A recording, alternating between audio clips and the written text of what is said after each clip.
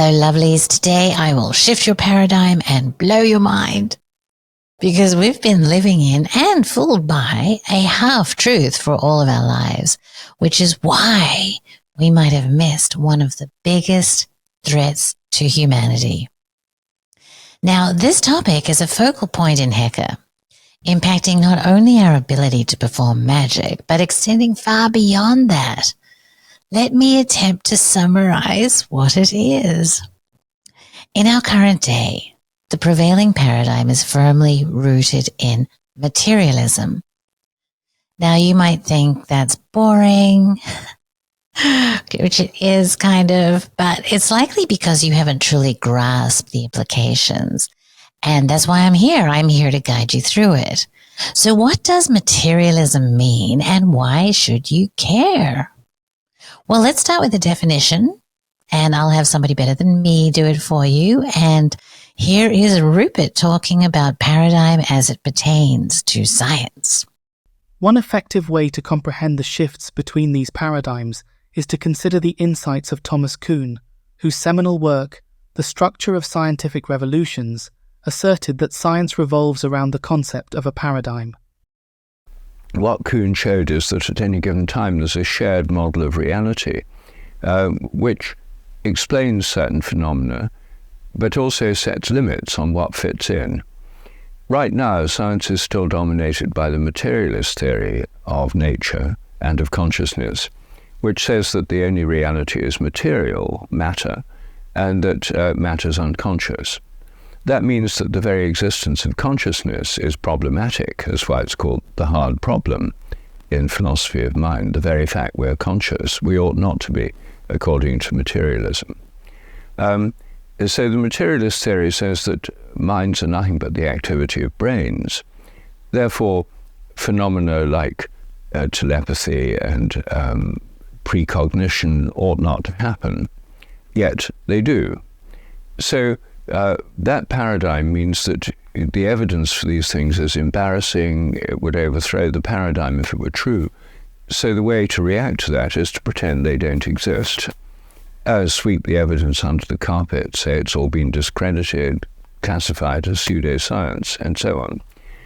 I mean, this is the way that scientists tend to behave, but it's not particularly shocking. It's just the way that science has always worked. It's always had this dogmatic insistence on a particular model.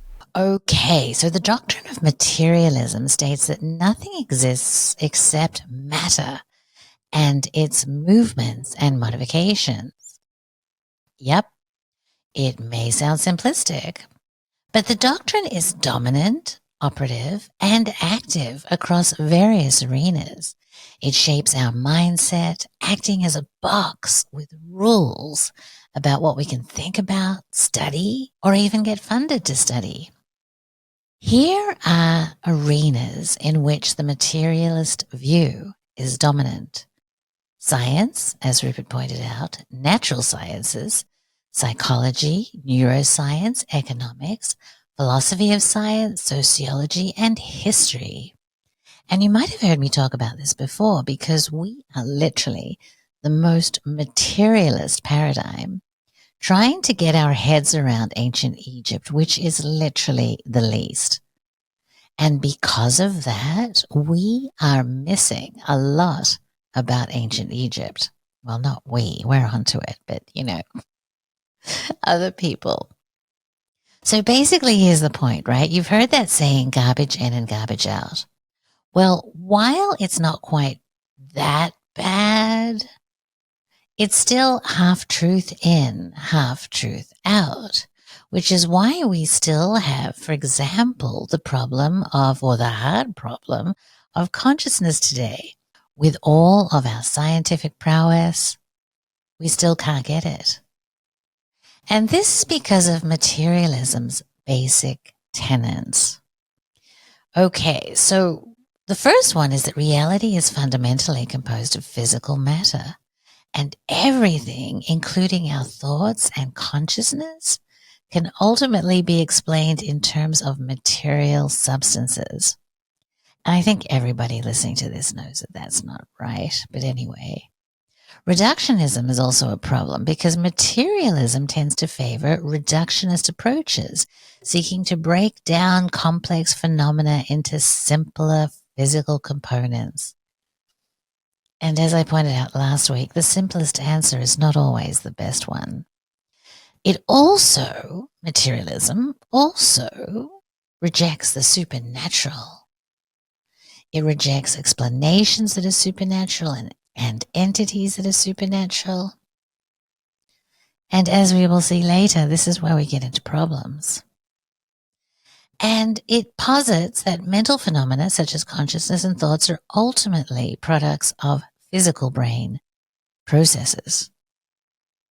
Now, it uses a scientific method, which is wonderful, except that science tends to bound experiments to a very few controllable, measurable factors that it can manage or get its arms around.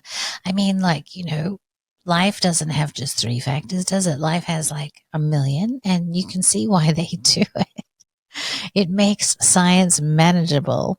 But this means that a lot of and specific kinds of data is left on the table. So to recap, a paradigm, or another word for it really is mindset, is a box, a container that has rules about what we are and what we are not allowed to talk about, think about, study, or get funded to study. Now, the important point is just because it prevails doesn't mean that it's always been this way. It doesn't mean that it's true either. Anyway, but here's where it gets interesting. Our paradigm not only poses problems for us, but it poses challenges for entities like the CIA, especially when engaging in things like psychic warfare, an arena that isn't exactly material. Olin M. McKelvey, Lieutenant Colonel, delves into psychic warfare in a document called Psychic Warfare. It's kind of like the Stargate document that goes into the MK Ultra and the Gateway experience, right? But this one's on psychic warfare. And even in it, he highlights how our mindset, as well as extreme secrecy and disjointed research, hinder the pursuit of the truth about psi and other things magical, really, that they would like to use for, well, evil, I guess. So the CIA cares, but why should you? Because we're missing crucial data that could be transformed into knowledge and wisdom. Did you know that ancient Egyptians had full knowledge, or holistic knowledge? That is the knowledge of both the material and the spiritual that we've kind of kicked out of our modern science, right? In fact, the truth is that beneath the material or modern chemistry, astronomy, and psychology, that we consider to be just the action of the brain, that the ancients possessed knowledge of transcendental astronomy that they called astrology, transcendental chemistry called alchemy, and a transcendental psychology encapsulated in their books of the netherworld or dead. One great example of this, as I've mentioned before, is that Lily Kalisko was a scientist who was actually studying the effects of the planetary positions on chemical reactions. So we're starting to get into it, but this is an area of science that the Egyptians had full possession of and mastery over. They possessed inner knowledge as well as outer, esoteric as well as exoteric, or those things which have become occulted to us today, giving them the ability to achieve remarkable feats. Now, the one aspect that I want to focus on today is materialism's rejection of the supernatural, because it's important.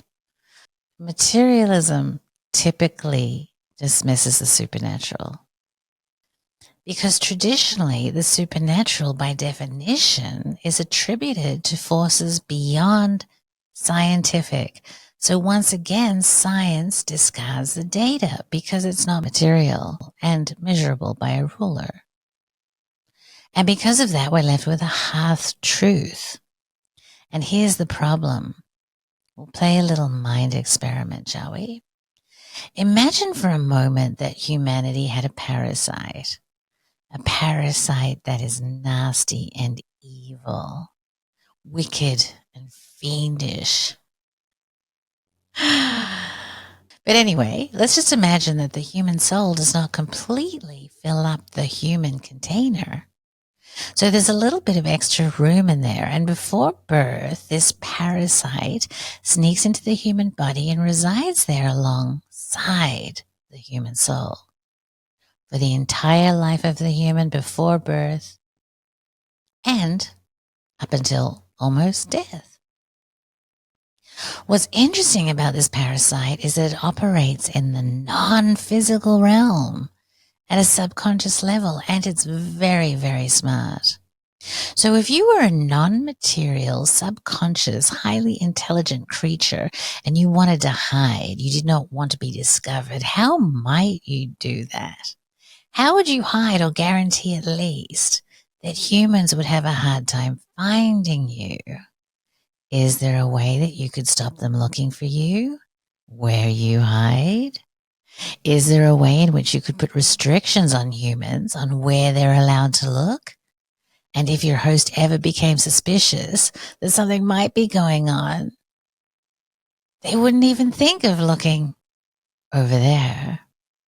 Perhaps you create a prison, and I don't mean a physical prison, right? I mean a mental prison, a metaphorical prison of ideas and concepts, society and culture that would prevent your host from looking over there. Speaking of looking over there, this kind of blew my mind because when I tell people I'm interested in magic, they're like, oh, do a trick. And I'm like, no, not that kind of magic, the other kind of magic. But consider this for a moment, okay? This other kind of magic relies on powerful psychological illusion. The magician creates their tricks by exploiting gaps and errors in our perception. For example, magicians use misdirection to manipulate what you attend to, and this allows them to control what you see and what you miss. Doesn't that sound like something you might do if you're a highly intelligent parasite? Isn't that exactly what you might do? Now, I know this all sounds very invasion of the body snatchers, right? But why did I bring it up? Well, I brought it up for two reasons. One, because Rudolf Steiner, who I'm a huge fan of, introduced me to this concept, and he made it very clear that this information has been suppressed for humanity. For the very simple reason that the secret brotherhoods do not believe that we could handle the truth, basically. And he also believed that now, in this time, well, 100 years ago, really, he said this, but now it still applies, was the time of this information, this spiritual intelligence should come out, and we should be aware of it. But he's not the only one. Carlos Castaneda talks about it, and Cliff Fye talks about it. But the other person I'm going to talk who talks about it is my favorite right now. In a letter, Ingo Swann wrote, well, it was in May 1973, and it's now in his archives at the University of West Georgia, and I'll pop a link to it below. He calls out two things. One, that money is being directed to possible biological automata and effective mind control systems as part of questionable motives of invisible benefactors working towards economic control of the planet. And two, that we are not alone on this planet. So let me just say that again. Questionable motives of invisible benefactors working towards economic control of the planet. Okay, so that was 50 years ago. And what are we seeing right now? Kind of like an economic control of the planet is in play. right? So it's something to think about, I think. And two, we're not alone, right? Okay, so a lot of that is going on.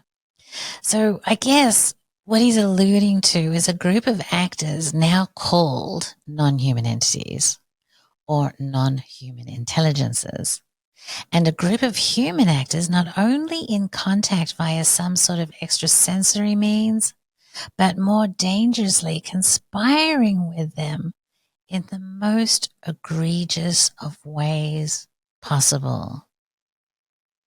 So how are we supposed to do anything about this? How are we supposed to fix it if we're not even allowed to look into the places where they exist?